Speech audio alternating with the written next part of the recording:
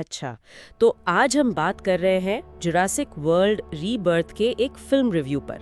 ये क्रिस्टी लिमेयर ने लिखा है। जी। ये जो जुरासिक पार्क फ्रेंचाइज है, दहाइयों से चल रही है, ये उसकी नई किस्त है। तो आज हम इस रिव्यू को जरा गहराई में देखेंगे। बिल्कुल।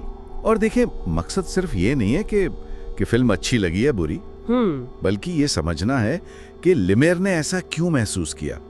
उनके अपने तजर्बे की बात है, उनकी जाती राय क्या थी। सही, उनकी जाती राय पर फोकस। तो लिमेयर का जो मजमूई तासुर है वो मिला जुला सा है ना? जी, ऐसा ही है। कहती हैं एक्शन तो ठीक है, डायनासोर्स वाला मजा आता है, लेकिन वहां तक पहुंचना, वो कहती हैं, बड़ा मुश्किल है।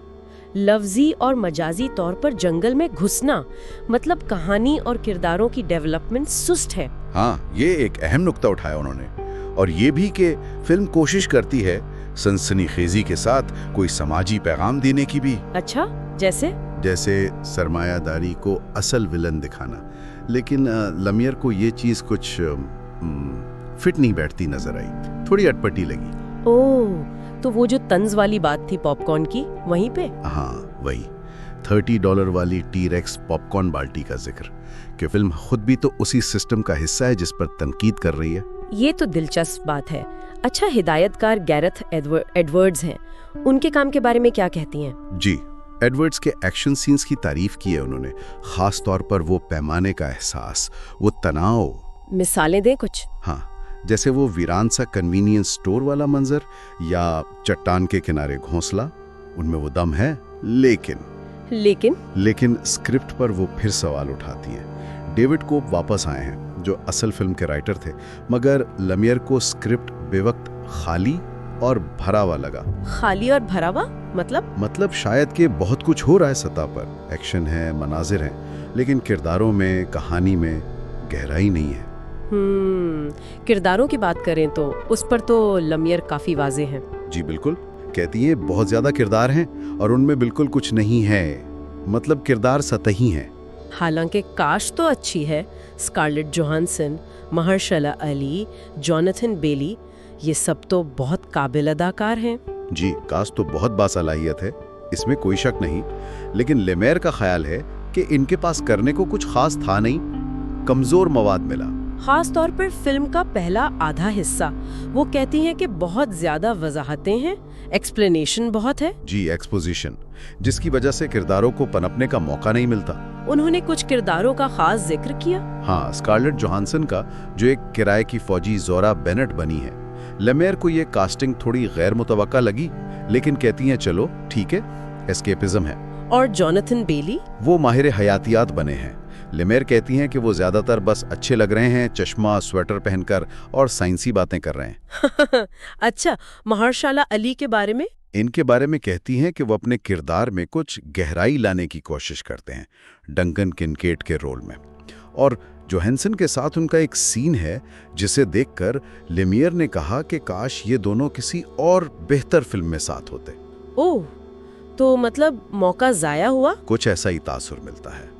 और फिर वो एक ज़िमनी कहानी का जिक्र करती हैं, एक खानदान जो डूबती कश्ती पर फंसा है। हाँ, वो वाला हिस्सा। लिमेयर इसे बिल्कुल गैर ज़रूरी समझती हैं।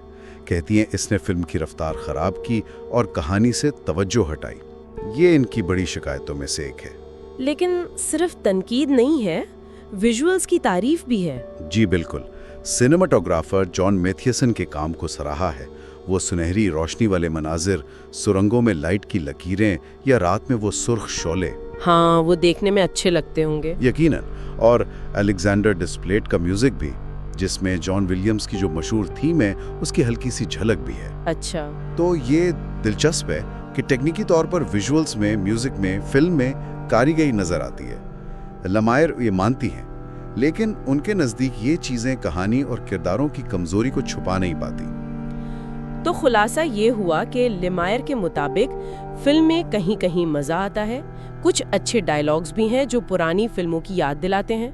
जी, वो पुरानी गर्मी वाली फीलिंग। हाँ, लेकिन मजमूई तौर पर कम होते हुए नताइज वाली बात है।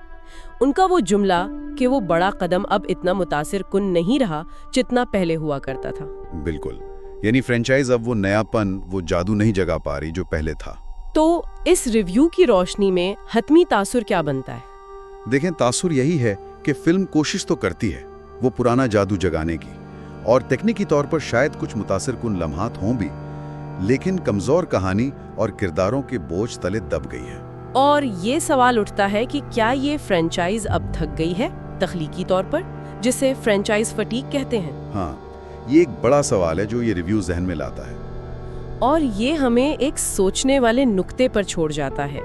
इसी रिव्यू की बुनियाद पर, जब कोई फ्रेंचाइज इतनी लंबी चलती है तो वो माजी की यादों यानी नॉस्टैल्जिया और नएपन की जरूरत के बीच तवाजुन कैसे कायम रख सकती है?